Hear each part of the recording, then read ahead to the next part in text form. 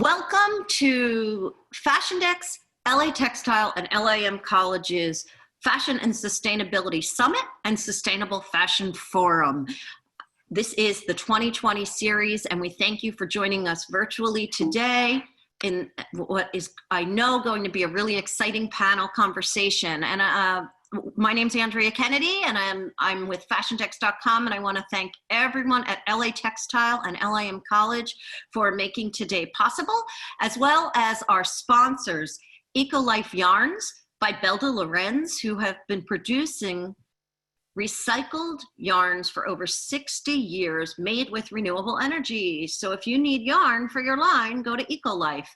As well as Kendor Textiles, who have been producing socially and environmentally responsible knits and wovens for a very long time.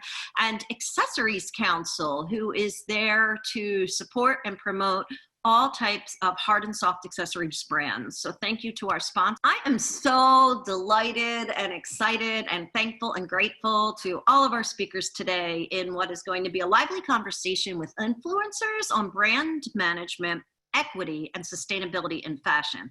And I want to welcome Eddie Rhodman Jr. of Rhodman Enterprises, PR and brand management, Valerie Eguavoen of You Belong Now and On a Curve, and Terance Coffee of T.Coffee Events and LAM College and FIT. We also have two sensational students with us today, Riley Bott and Rebecca Margolis, who are both part of the Fashion and Sustainability Summit team, as well as Rebecca is the Fashion Deck's intern, and they are both students at LAM College.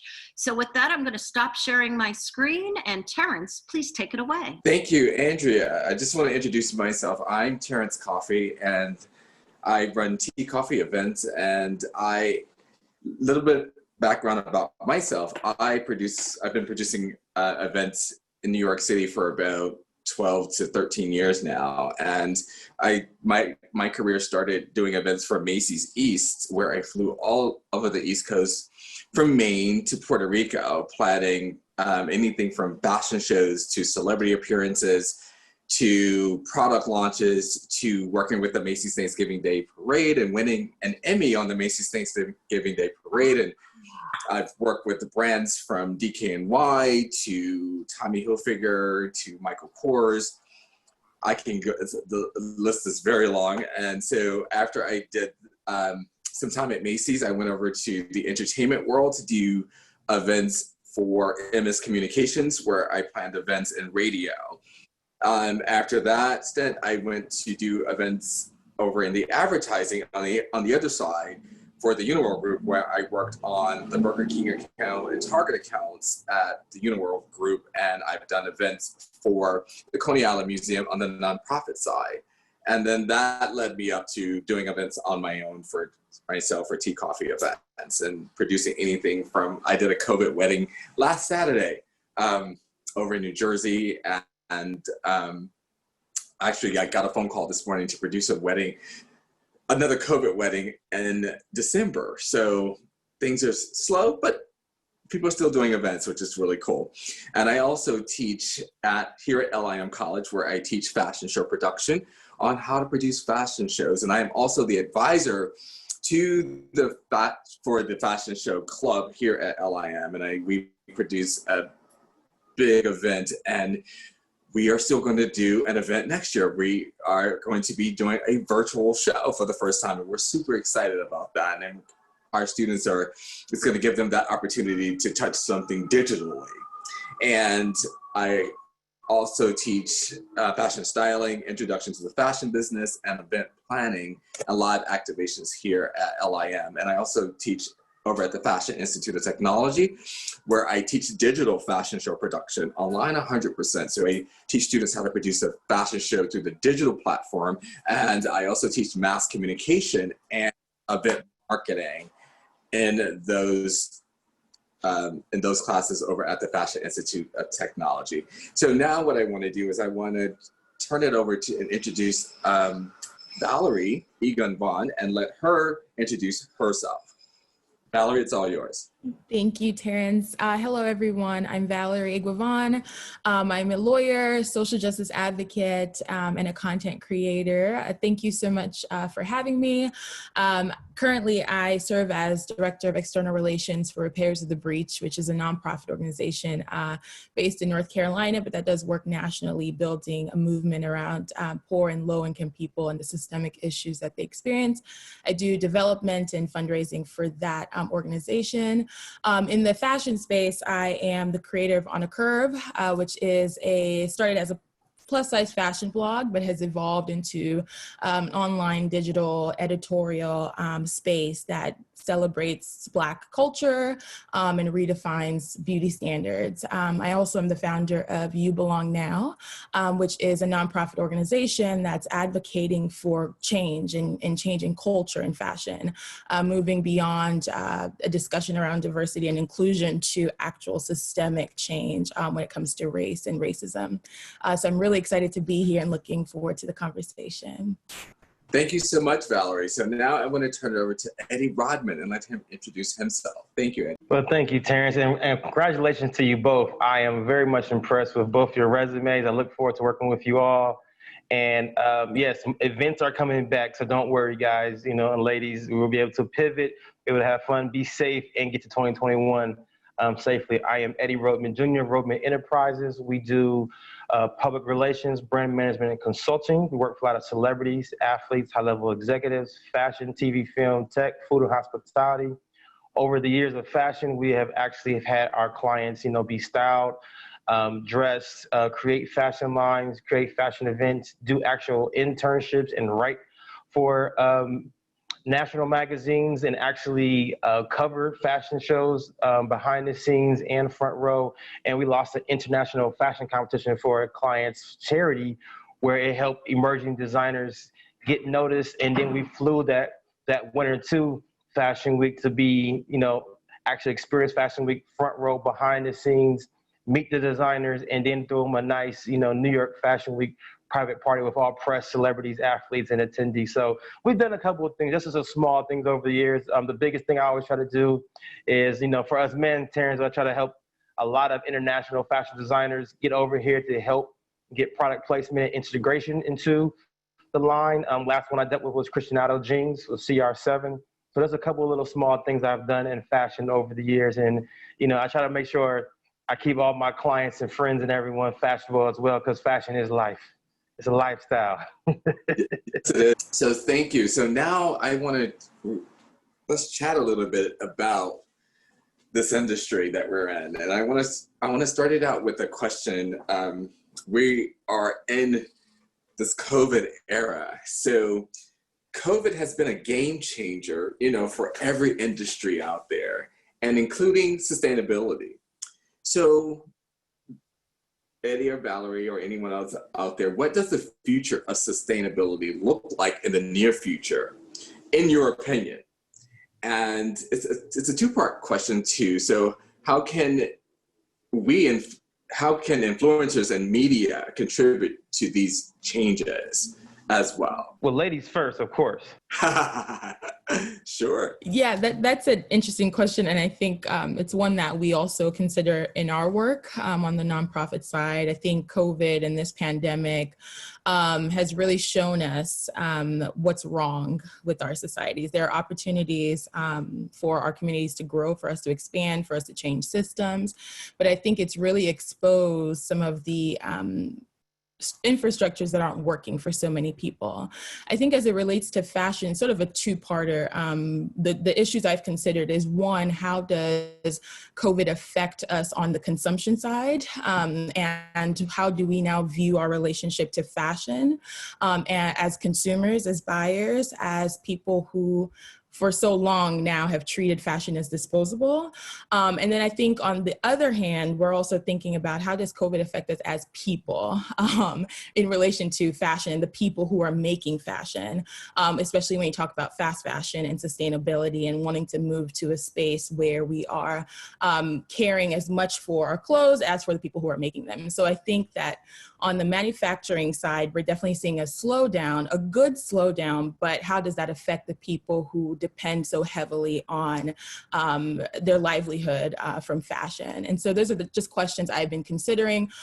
There's no perfect answer, but I think we are going to see a change, and we're already seeing it. I don't know the number, but I know that a number of small businesses, especially in fashion, are closing down shop in this moment. How do they come back from that? How do we ensure that when we come out of the pandemic, we're not left with conglomerates owning most fashion businesses and relying again on people who aren't as focused on sustainability as a small business or someone who's heavily invested in that business would be. Thank you for that, Eddie. I have to concur with Valerie. I will say she made some great key points. The one thing I will add to that is those who are the emerging small or still developing designers, it allows you to see, are you willing to invest in yourself? Because COVID brought the focus on the details of fashion, the design, and the collection.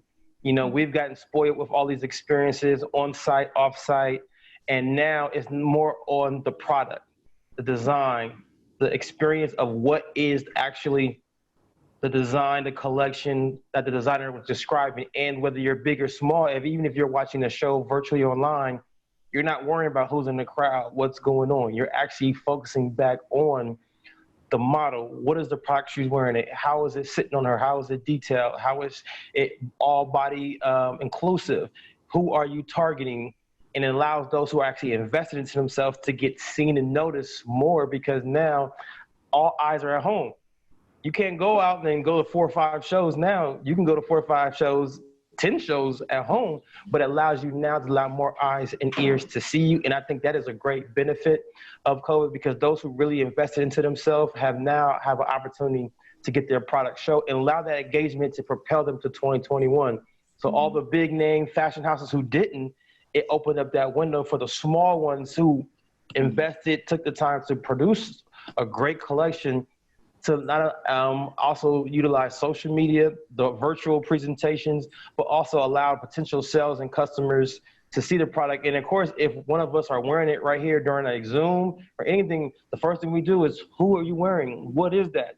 So now you're getting that genuine engagement that you have to walk down the street and get a whole photographer and cause a photo shoot. Now you get natural, genuine interaction, sales, direct to market, sales online, demand. And I think that's very key right now for those who are keeping the hope and the faith that, like, yes, we can get through this. Has it been easy? I'm not going to lie. It is not, because we have seen some of the top designers and brands just all falter, and some people just was not planning. But for those who are surviving, investing, and just engaging slowly, pivoting forward, it's been very, very progressive, to the point where, you know, some people did sell out when they just showed whatever collection they had or a photo shoot. And that's what you all like to see, is some positivity out of this pandemic, that there is still hope for fashion. It's increasing. And, you know, even those who are still having shows, the engagement is back on a designer. And there's nothing wrong with the experiences. We all love those New York Fashion Week shows, LA Fashion Week shows, with the whole experience, but it allows us to really focus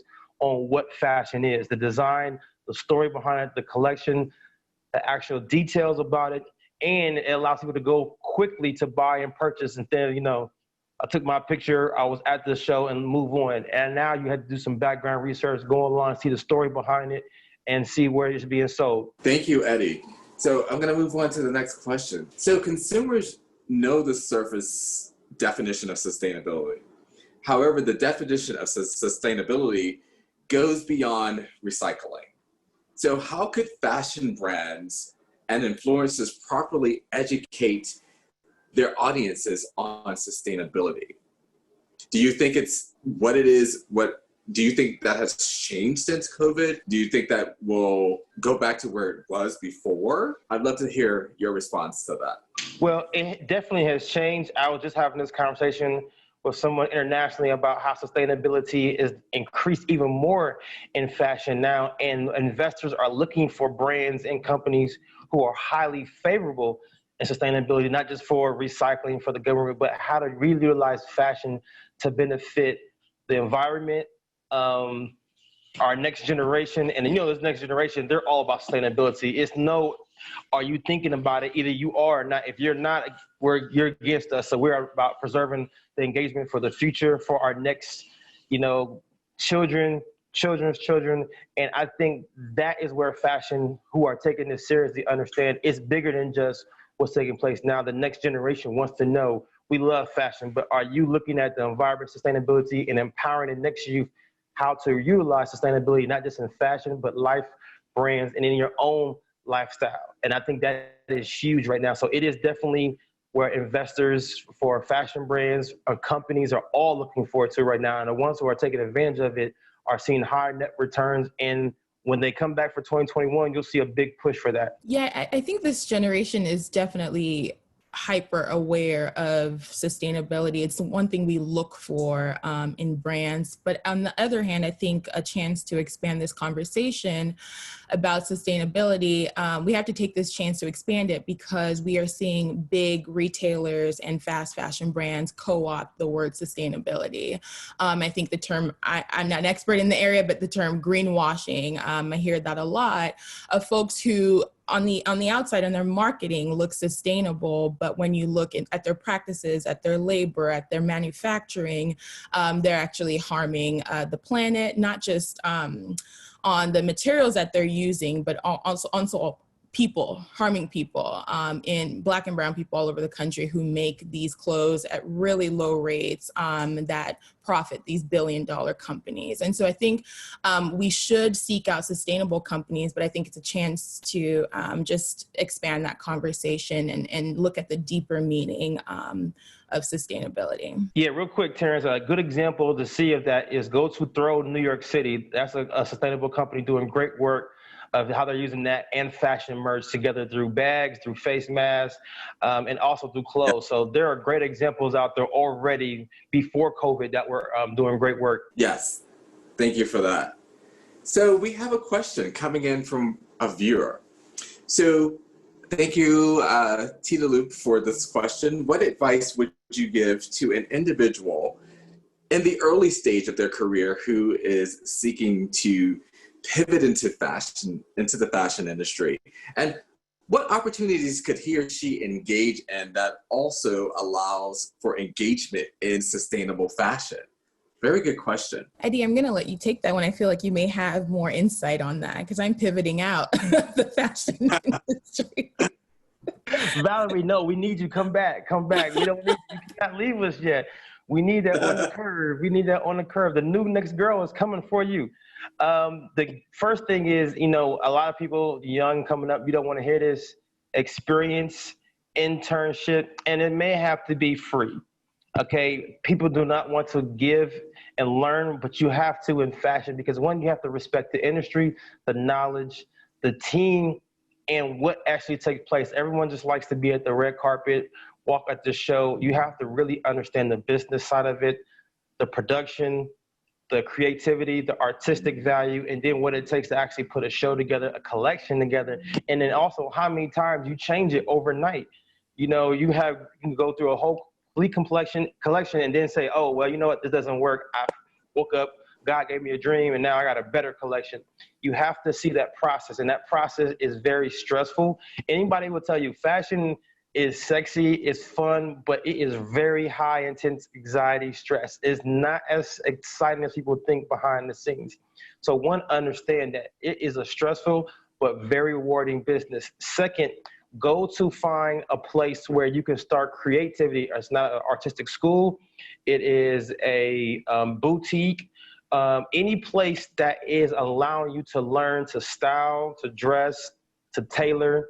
Also, if you're artistic, how can you write it? How can you create your art to be fashion-like and not more like, animated? You want to make sure all your work is focused more on the details of how you're going to dress a male or female. Also, the last thing is always be willing to learn. Be willing to learn, even when you get, like myself, 15 years, Ms. Valerie, always be willing to learn something new. Fashion is ever evolving. It's a 365 stuff for the 60s, 70s coming back up, and there's those who are changing it and making it something new, and also be open to all positivity right now, because we see now this next generation says, what you used to wear, it can't fit me. So either you find something that can fit me and where I'm going and I'm still healthy, or I can't wear size 0 to 2. So you need to look at me from not just a 6 to 8, 12 to 14. I am the average woman. Or even bigger is, don't put a size on it. Put a limit on how, put an open-minded I set to, I want to make sure everyone feels sexy, everyone feels liberated, everyone feels empowered when they wear my clothes. And that is one thing. Are you trying to just be the hottest thing, or are you trying to actually change the generation's mindset of how fashion is? This is a process. There's a lot of people we want to work, and understand too, when you do get your collection, do not just send out one, post to somebody and expect the influencer to post it, tweet about it, post it on social media. It's going to cause instant feedback, instant sales. You have to build engagement, make sure you get press. So you have to continually have a strategy, a PR team, an assistant team, or marketing team, and follow the plan. Even though you get all these influencers and celebrities to wear your product, you still have to make sure you get press and engagement. Most time when you see a celebrity or athlete wear it, it's 2 or 3 months later after the fact, and then people start getting sales. And you have to keep that engagement going on. So understand it. Be in it for the long haul. Don't come in here and be like, I'm gonna get this in 2 or 3 months, and I'm expect to be on the red carpet, and I'm gonna be, sit down with Anna Wintour. That ain't gonna happen. You got to put at least a minimum of 6 months to a year or more.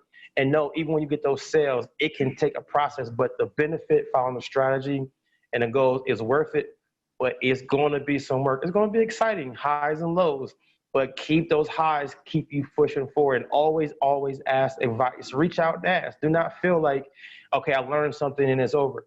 Always ask. Me, Valerie, Terance, anybody who's been in the industry, ask them questions. I think one thing people do, they ask questions, then they don't follow up. It's not our job to follow up with you. Our job is to help empower you and give you feedback. If you're serious, we'll make our time for you. Always over communicate. Thank you for that, Eddie. So let's shift gears a little bit here. Let's jump into this thing called diversity. Diversity is a huge topic in today's climate, as we all know. What steps can fashion brands and influencers take to push a genuine message to the masses about the importance of diversity? Because people are skeptical about diversity. So how do you implement diversity and make it have value and meaning to an audience? I think the word diversity and inclusion have been overused in the industry. And so I think people are skeptical about it because it no longer holds any meaning when you look at the practice of a lot of fashion brands over the past decade. Angela Davis said something a few months ago in Vanity Fair that, all of these institutions, fashion institutions, magazines call for diversity and inclusion, and they're diversifying and including people in institutions that have perpetuated harm for so long. And so you can't just bring in more Black people or more brown people into a system that's going to harm them without actually looking at the systemic issues that exist at the company or at the brand. And so I think that people are skeptical, especially I think over the past few months with COVID and Black Lives Matter and what's been going on in our political discussion.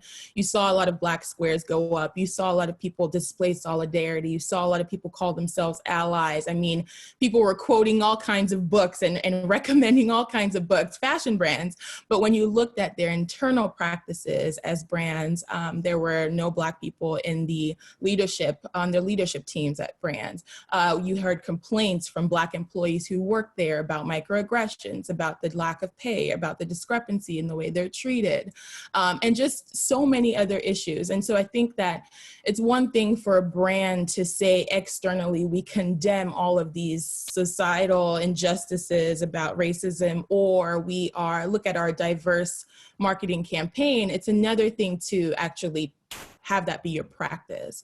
And I think that brands can do that by changing the people that are in their companies, because ultimately the brand is not a person. It's not an actor itself. It's made up of people who shape its culture, who shape its conduct.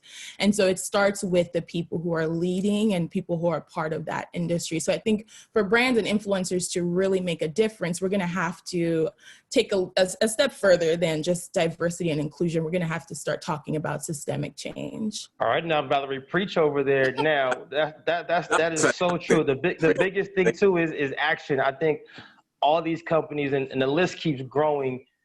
Where's the action behind it? You know, the biggest thing everyone's also upset is don't hire somebody and call them your chief diversity and they're not even allowed to do their job. That's the first thing everyone's, you know, look, we don't care about the title no more. If you have somebody you're going to hire or you already have them internally, are you allowed them to do their job properly? Not for 1 year, the full term, to leave a legacy and leave those points, those action items in place so the board, the CEO, and anybody else you hire understands this is where the company is moving forward. And if you come to work here, this is how it is. Not, okay, you did a good job for 2 years, move on, and you go back to a standard. We all see that happen. They'll hire somebody real quick and go back. And, you know, the big fashion houses cannot make any excuses anymore. I mean, I know you guys may have heard in Versace, you know, one of the stores as, you know, come out in a minute that they follow blacks and brown when they go in there. And if they do, they have a little code to make sure they follow, make sure they, you know, treat them a certain different way. And, you know, come up top, oh, we never knew nothing about that. But you can't learn something like that if somebody up top didn't teach that. And now it went down to the store. So there's no more excuse now to run in that we're going to make changes. It stops from the top. Let the board, the CEO, either you're going to really have diversity initiatives with either a chief diversity officer, or you're going to actually change the way you systematically look at the culture of people all around the world for business. Because in the days we understand in your mind it's only made for certain people, but y'all want to come to the culture when you want to buy, sell, and make it hot. You can't do that no more. We are not going to allow that to happen. So this point now is put some action behind those words in the community, in your business. And if it's not, unfortunately, we cannot wear those brands anymore. And we have to take a real hard stand that says, you cannot support the brand. You can't say it and then go out there and wear it. You have to literally say, okay, Gucci, Versace. I mean, when Versace did that, I mean, everyone should have been sending their stuff back and shipping it, because that's just one store. I'm sure there's multiple stories about that. The point is, the action behind that can't be, we're going to wear the Louis Vuittons, the Versace, you know, all these designers, and then come back, well, I already bought this. No, if you know this is going place, please let everyone know, but be the change by the action.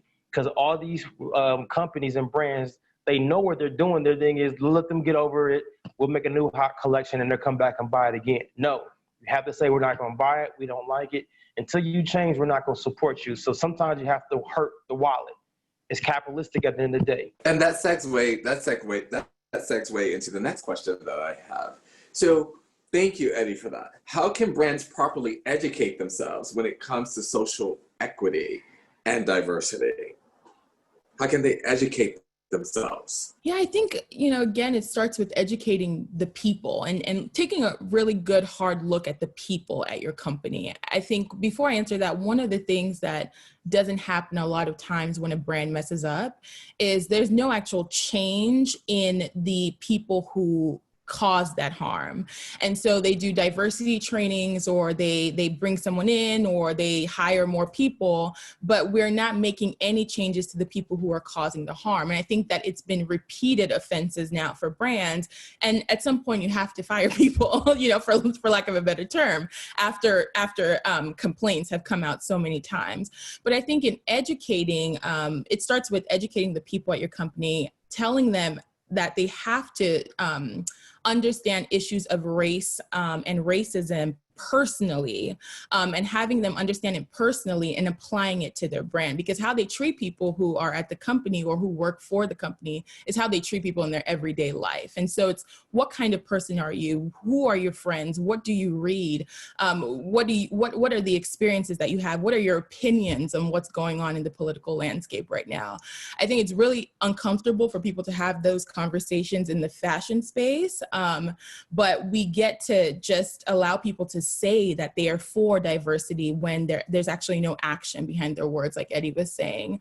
And so I think education just stems from doing that individual work on their own, and as well as having a company culture that allows for a space to have these kinds of conversations, and a company culture that is actually participating outside of the fashion bubble. Because ultimately, yes, the fashion industry is a space that wants to be diverse, but it exists in this nation, in this world that has so many systemic issues on the issue of racism, that you can't bubble yourself up and think we're going to fix diversity within fashion without being participants in what's going on in the world as a whole. In addition to those eloquent words by Miss Valerie, also the other element that's not talked about is you have to go to the media who covers fashion and makes these brands hot, because they're all in collusion together. This is not just on the brands. You cannot learn about a brand if not the media. I'm a publicist. Media drives the sales of what is hot, who is hot, why we should buy it. So systematically, what is being done by certain media outlets as well to supplement, because they're using the collection and the fashion designer to build it up, but the fashion designer is using the media, and they determine what they want to put out. So purposely you're putting out a racist collection, or this is going to cause issues to people about the social justice going on, or, we just don't care. We thought this was funny. This is something we want to wear. So now it comes down to, you got the media covering it and telling everybody it's okay, but we're going to just, spin the story. No, both media side, the business fashion side, they both need to be accountable and come down and understand. The founders, they don't care no more. And they really have shown, I hate to say this because I'm not trying to make this a political, our debates have shown people systematically do not want to change from the top down.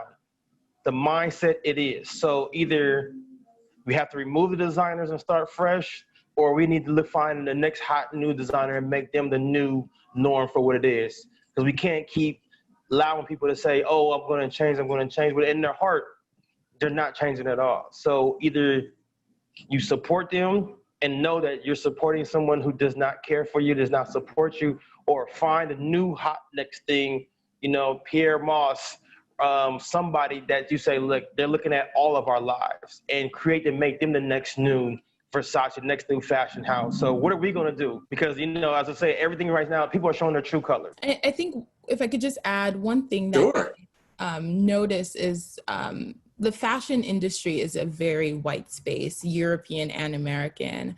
And I think that other cultures, Black and brown cultures, are kind of treated as commodities, where even when Black and brown people are participating, they're not really participants. They're sort of these accessories to the fashion industry. And I think people like Pierre Moss and people like people who are doing this work, we're seeing Black culture at the center of their work, of their fashion. And I think we're going to have to see that more, because that is true representation. That is true diversity. Not what you see at some of the big fashion houses where you get an artisan from India to help with this collection. It's just this extra thing that's part of your existing collection. And I think we're going to have to see Black people really have real input and be participants in this industry.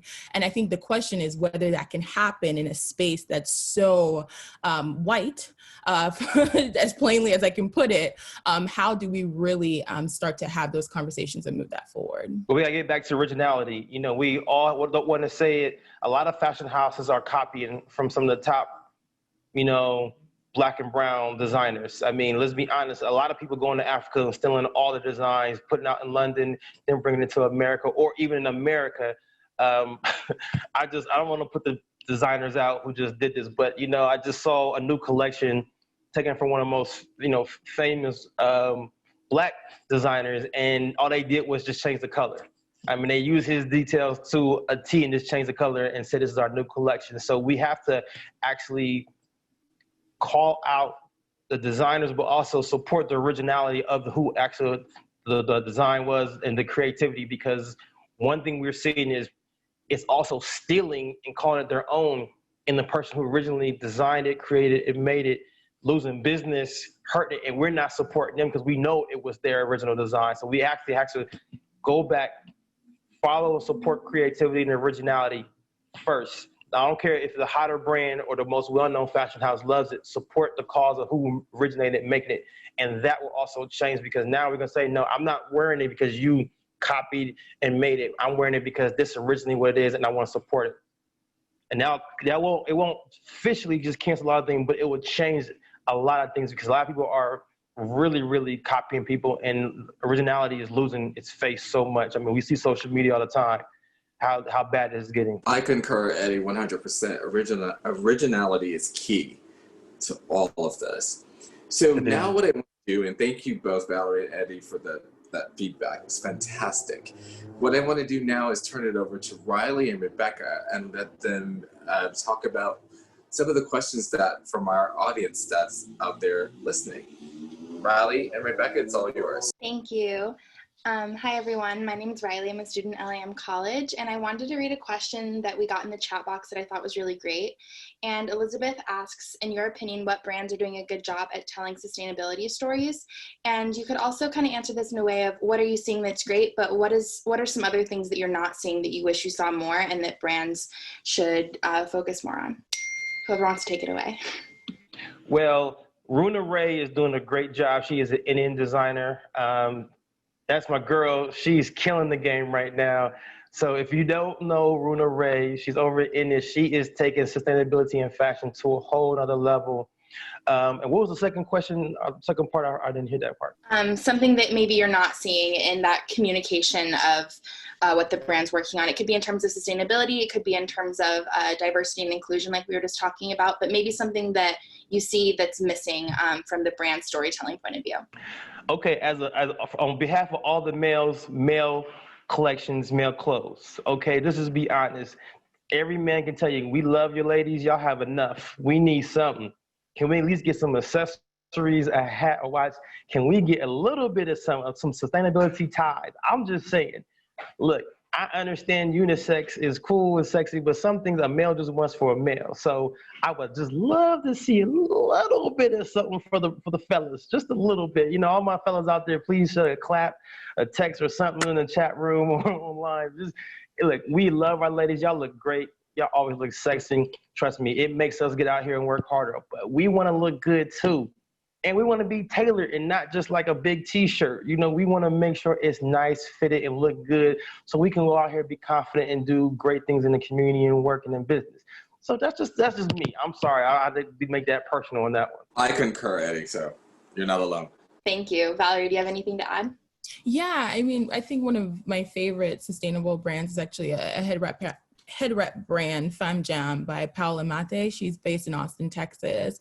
And she's a woman, I think, who weaves the sustainability conversation with conversations about community. And I think that one thing I've been thinking about in this time during COVID and when we talk about fashion and sustainability is going back to community-based fashion, which is what I think a lot of the people that I admire in the fashion industry do, where they're telling those stories through their clothes, but connecting it to a community of people. All of the, you know, when we talk about influencers and their role in sustainability, the main goal is to sell. And so how do you adhere to sustainability and maintaining the resources that we have if the objective is to sell? And so I think having those conversations about how do we undo some of the damage that we've done, it's not too late. How do we begin to have these conversations as content creators in not promoting consumption, but talking about communities? How does the fashion industry itself that's benefiting off the influencers reposition and pivot to talking more about how they use that influence for good? So I think it's an interesting conversation to have, and I think that we're going to see more of that in the next few years. So looking forward to that. But Valerie, call out your influencers. Tell them to stop chasing it and create.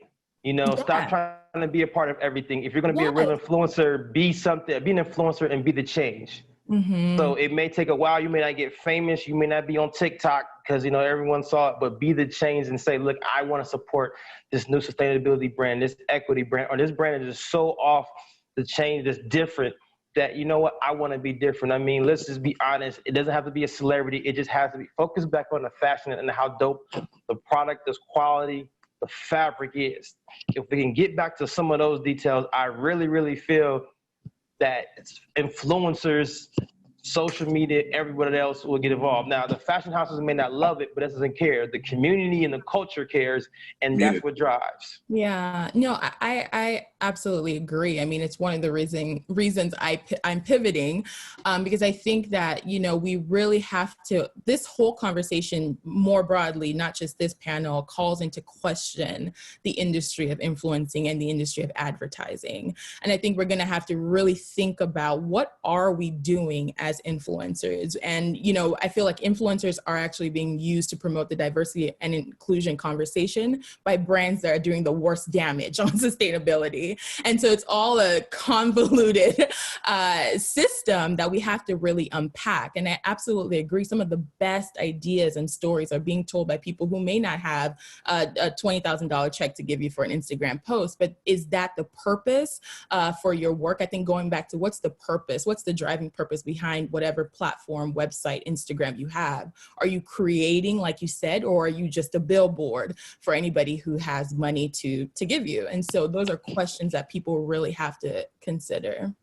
Yeah, because if anybody tells you they want to find an influencer like Kim Kardashian, that brand is not for you. I'm sorry. Thank you, Valerie. That was awesome. We had an attendee a few weeks ago ask a question about how can brands be sustainable, communicate that, and then still run a business that is profitable, because like, how can you have a company that is sustainable if the end goal is to make a lot of product and sell a lot of product? So I think you summarized that really well. And thank you both so much. And now I will pass it to Andrea. So I actually privately chatted Riley and Rebecca that I had a question too. And I want to thank all of you so much for being on today's panel.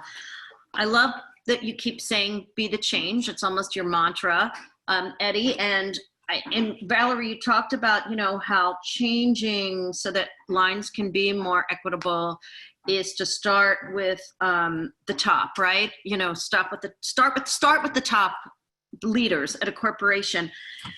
And I want to talk a little bit about governance. If we're really going to change, and it is an industry that's all white, I've been in it a long time, but is it that top that's the problem? Is it that vertical structure? Like, should that change too? Is the answer to change who's at the top, or is the answer just to change the whole structure? That's just my thought. Yeah, I think that the answer is the structure. I think that it's designed, no matter who is at the top, to exclude the majority of people. Just as our system outside of fashion is designed that way. When we talk about issues of poverty, of racism, or systemic racism, we have millions of Black people who are poor in this country, but we also have millions more who are white and poor, but we never talk about that. We racialize issues. And so when you look at fashion and you talk about, well, Black people are being excluded from this industry, when you look at how much Black people are making compared to white counterparts who don't have leadership in these fashion institutions, it's not that much more. And so who's really benefiting but the few at the top?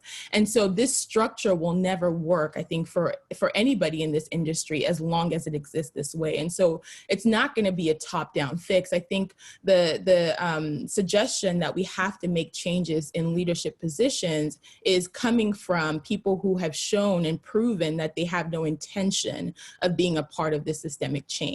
I think for people in the fashion industry, it's very scary to say, you know, how do we just undo everything? And there's this, for example, you know, like you said, you got to intern, you got to network, you got to know people who are already a part of this impenetrable, it seems, institution. And so, you know, at some point we have to say, all right, if I'm not going to get into this, how do I, or if I am in this, how do I start to undo this entire system? And I think that comes from conversations like this, that comes from looking at what kind of community we want to build, what does sustainability look like, and how does it connect to issues of racism and of poverty and of environmental justice across the world, and how are Black and brown people in other countries that are producing our clothes in communication with Black and brown people in this country who are fighting for inclusion. And so those are the kinds of conversations I think it will take to get systemic change, but I think that's definitely what we need. Thank you so much. I'm going to toss it to Rebecca for the next question, but thank you all. All right. Hi, everyone. I'm Rebecca, as we've discussed. I want to just read a quote super fast from our chat box from William. It says, caring as much for our clothes as the people that are making them. So I just wanted to say that out loud and put that in the air. But my first question is going to be from our chat box from Mira. And it is going off of Eddie's call to action to elevate emerging designers who are for diversity, inclusion, and sustainability. How do we regular people amplify their voices when majority of media outlets are still deep in white-based influence systems? Change the programming. And this goes back to Andrea's question as well, the programming. And when I say that is, the programming is, it's all white elite, it's only for the white, it's only for the this certain people. So the programming message has to change. And unfortunately, we're seeing right now that no one wants to change the programming message. We'll support it for a week, a day, but now it's annoying. You have to change that programming message for everyone to understand where you're going, who you are, and is your foundation solid consistently, or are you just trying to, get us to buy something and support right now? Because if your programming is the same, we've all systematically been programmed to think a certain type of way about fashion, support it, buy it, and wear it. And now, it's only cool when it gets to this point, or we cannot afford it. Or, and I hate to say this, as those of people of color, you cannot be fashionable until you get a certain amount of money and buy a Louis Vuitton bag, a Versace, hat, or a Gucci belt. And, it's bad when certain people, the first thing they get some money, when they want to do is go buy the starter pack. They buy certain luxury products, so wear it everywhere, show it so people can know they got a little bit of influence. We got to change the programming. So the programming message of how to buy fashion, with the fashion messages, who they're targeting, that has to change. Until that, we're going to keep running around like a hamster wheel. I have a quick question. Thank you for that, Eddie. It is about the message, but I always hear designers say, I want to design cool clothes that are versatile, that are comfortable and sustainable through the new thoughtful process and getting the message. The question I have for you is the process.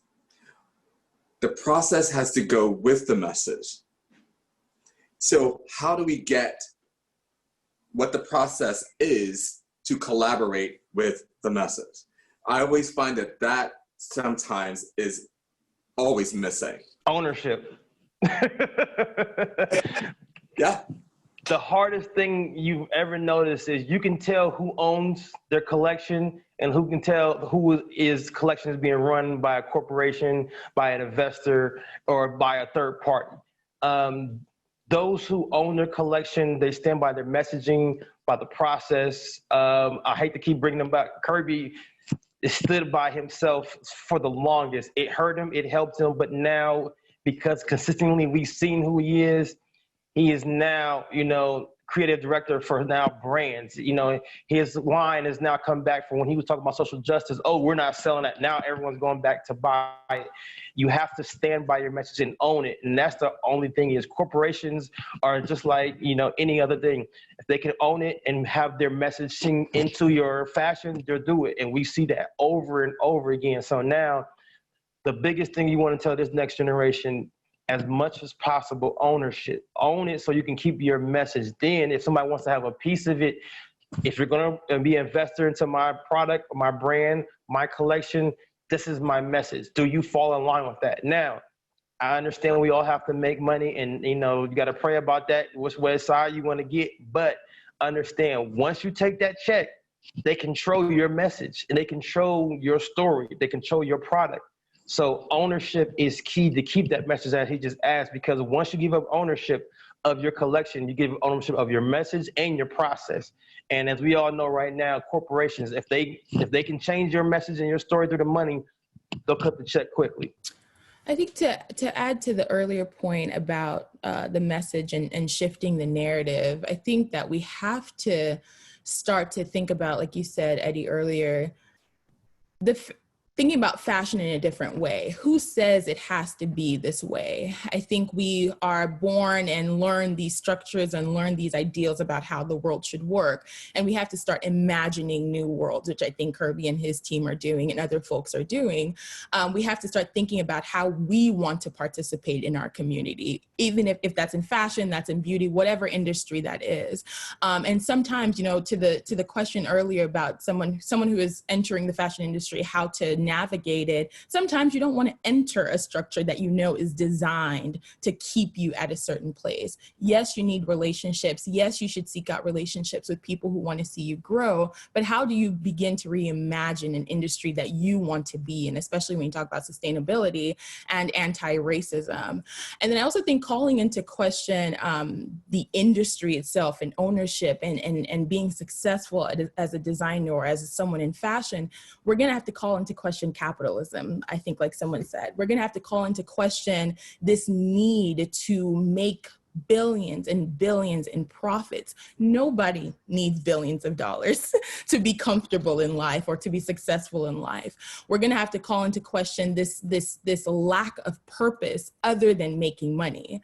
I think that's the primary purpose for a lot of big fashion brands, for a lot of houses at this point. It's not about the clothes. It's not about the store. It's not about sharing their art. It's about money at the end of the day. And so while at the same time we're working for people to have livelihoods and changing these structures that people have to go into work to every single day, that's a reality. You know, people have to go to work. We also have to start to think about how do we dismantle this. I think a parallel to that conversation is what's happening on the issue of police brutality and reform versus abolition. And so we have to start to think in those same frameworks about the industry that we work in. Sure, we work in it right now, but is this really what we want to be in 50 years or 10 years from now? I just want to ask somebody to answer the question that somebody just was asking when Valerie was talking. How do you change the consumer's mind? Unfortunately, you can never change the consumer's mind, but you can make them choose a side. I mean, right now we're at a point in America where you have to choose a side. And when you're a designer, you're telling your future customers, this is who I am. So you're either with me or you're against Gucci, because you put Gucci as an example. You have to allow them to understand, I'm not Gucci. I'm not going to be at the same principles, message, or designs like Gucci. So if you're going to be with me, this is who I am. So choose your side, because if you want to be with Gucci, you're not going to like mine. So you want to basically get those die-hard fans, consumers, loyal followers. So you have to humble yourself a little bit. It says, my brand is not for everybody. And when you say that, you have to really live and embody that, because there's going to be people who are necessarily going to come against you as a fashion house or brand because you're not. But when you're not for everyone, the elite people who come and follow you, just like a music artist, the best artists have the most diehard fans. So when they do blow up and, you know, they make it successful, people like that, they've been that same way since I was in that little bar or that concert or on the lawn watching them. Same thing with a fashion house. As you see that fashion brand, an emerging designer, follow them and be supportive as their collection. I mean, Pierre Moss, I've been supporting him since I've heard about him from the get-go, and he's been the same. So there's so many more just like him. Teresa Dona, follow them, and the real supporters will, you know, come out and actually, I mean, look at Fubu. Fubu created its own voice. They told everybody, I hate to go back and use him, that's my boy, but people don't like to give him his credit. He created his own voice. So it became to the point where either you love Fubu or you didn't. Then it got to the point where if you hated Fubu now, why do you hate it? Because now culturally they have told everybody, they built up a platform, everyone loved it. Now, why do you hate Fubu? So you hate the fact that it's for us bias now? So now what is it you're telling us? You hate people of color who can create a design and make it for themselves. So it's not about the fashion no more. You just hate that someone of color made it. So now you define that's not your target market. Now they're gonna still buy it and wear it because they want to look cool, but now you know who your real consumers, supporters are. And you have to live with that. It's not going, you can't be cool with everybody. That's what we come back to today. You can't try to be an influencer and talk about, oh, I'm down for the cause and over here wearing it behind the scenes. If you're truly going to be an influencer, you have to stick to supporting that cause, support that designer and their message through the good, bad, and the ugly. Thank you, Eddie. And as we wrap it up, I just had wanted to ask one more question, and this is a little bit more geared towards Valerie, but Eddie, you're totally welcome to chime in as well. But Valerie, as you were telling us, you're a content creator, you work a lot on that side, and we all know that social media marketing, influencer marketing is it's the really only way to share your product nowadays, especially with everyone's going remote, everyone's spending time on technology. And as a content creator, what are some ways that brands can act more ethically when wanting to work with influencers? And we only have a few minutes left, but I'm excited to hear what you have to say. Yeah, I'm pivoting way past or away from the influencer marketing side. I actually have turned down most of the collaborations that come in because I think that we have to start to look at the collaborations and the brands that are offering us money, and just more deeply than them wanting me to be a part of something. I think for a lot of times, Black influencers especially, when a brand approaches you, they are obviously showing some interest in you and you as a Black woman. That is not enough for me to believe that a brand cares about being sustainable, ethical, diverse. There has to be some dig deep into the culture of the brand. I think a lot of the influencer marketing strategies don't allow the time that you need to build that kind of relationship. A lot of them want quick turnarounds. They want to do it at a really low rate. There's no time for negotiation. Therefore, you're not able to build relationships in the way that you should, that would allow you to learn about what a brand is about, whether they are ethical. So I think we need to just change the way that we do influencer marketing, or marketing in general. I think that we have to look more deeply at whether a brand is just using us and our diversity and our range and authenticity to sell a product that they have, as opposed to really wanting us to participate in the story of that brand. And that leads into my final question. It's important to keep the brand's voice, Valerie, the same no matter what. So what strategy should brands use to keep the brand's voice with influencers? Because sometimes the brand's voice gets lost. Yeah, I mean, honestly, I think brands, and when I say brands, I'm not talking to the big corporations, I'm talking just brands that maybe I like. The brands that I admire the most, the way they do their marketing, is they align it with people, content creators, influencers, whatever you want to call them, who also identify with the brand's voice. I think when you look at bigger partnerships, when you're talking about selling like anything, they're just really sending offers out based on numbers. They're sending offers out based on a list that a PR company provided or an influencer agency provided. I think one influencer agency literally described influencers as bulk, selling them in bulk, as opposed to actually building relationship and seeing what your values are. Do they align with the brand? So I think the biggest way that a brand can actually keep its voice and it not get lost in partnership with content creators is to align it with the people who match those values for your brands. Eddie, do you have 30 seconds? Yes, I think influencers need to be honest. A lot of people join these brands because they want attention. They don't want to really support the brand. They don't want to actually be a part of the brand. So brands and influencers need to actually, find their own voice. And, what is your identity? Do you want to be a part of this brand because I just want to be hot like everybody else and be a part of it? Or do you want to say, I want to be a part of this brand because I believe in this brand? So influencers need to actually hold these brands as accountable. Same thing with the brands with influencers. Stop just trying to be a part of it and actually help create that community. And Thank you identity. for that. Yes. Okay. So this concludes today's session. I want to thank you, Eddie, Valerie, Rebecca, Riley, and Andrea for making this a success. Kudos. And I'm going to turn this back over to Andrea to close it out and thank our sponsors. Thank you so much, Terance. Before I thank our sponsors, do you each want to just plug yourselves where people can reach out if they want to continue the conversation, please? Terance. Valerie first. Yes, go ahead, Valerie. Sure. The quickest way to find me is my name, Valerie Eguavoen, which is on the screen on Instagram, and you will be able to connect to all my other platforms. I'll take a step further because I'm going to actually be a part of this and I really want to support and help those. You can follow me on social media, D4SM Inc. I'm Eddie Rhodman Jr. on LinkedIn, but I'm gonna actually give you my email. If somebody really has a question, I'm gonna really wanna try to help as much as possible. Eddie@d4sm.com. So reach out, ask questions. Me and somebody from my team on the firm, we will do our best to get that answer back to you in a timely manner. And only myself, for Andrea, though. Only for Andrea. and for myself, you can find me on LinkedIn at Terance Coffee, like Starbucks. I think I'm probably the only one out there. And that's Terance with one R on LinkedIn.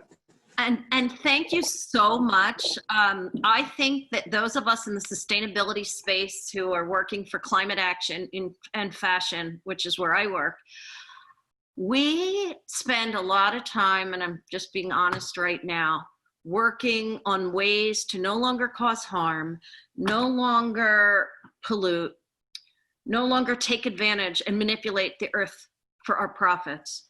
And I don't know if we spend enough time making sure we no longer cause harm, we no longer, manipulate people and pollute people for our profits. And I think that, we've had all of these 20 weeks. This is week 14 of seminars, and so much of them have been on environmental solutions.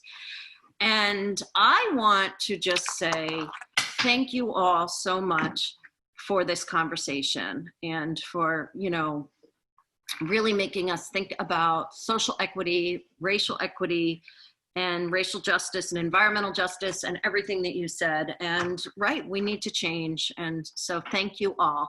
And with that, I'm going to share my screen. And sorry, I'm not used to doing this part.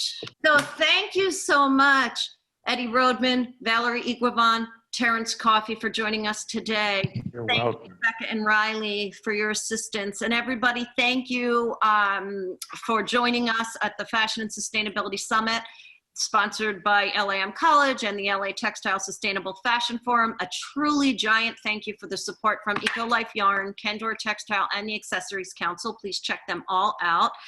Tomorrow, join LA Textile and Fashion Dex for a discussion on sustainable sourcing. So if you are thinking of bringing back stuff to the US, local and domestic suppliers and factories. And next week, a conversation on material sustainability. So with that, we thank, please visit the website at fashiondex.com, latextile.com, and LAM College. And thank you all for being with us. No, thank you. Have a great day, Andrea, Rebecca, Valerie, Terance, and Andrea. Thank you, Eddie. Thanks, All Valerie. right. Thank you, Eddie. Thank you, Valerie. Terance, great questions and moderating, amazing. And both of you and Valerie. Rebecca, great job over there too. You guys did great. You guys did great. Thought-provoking and important conversation. Thank you. Thank you. Thank you. And a lot of people are saying thanks in the chat box. Wonderful. Oh, great. That's good. That's good.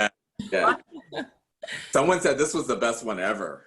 Yay! Hey, we'll take that. We'll take that. We'll take that to the bank. Dr. Andrea Licari said one of the best panels ever. Oh, thank you, Dr. Licari. That's great. All right, but thank you all, and I'll be in touch, and we'll be in touch to thank you all again. All right. Thank Sure. you. Bye. Bye. Bye, everyone. Bye. Bye.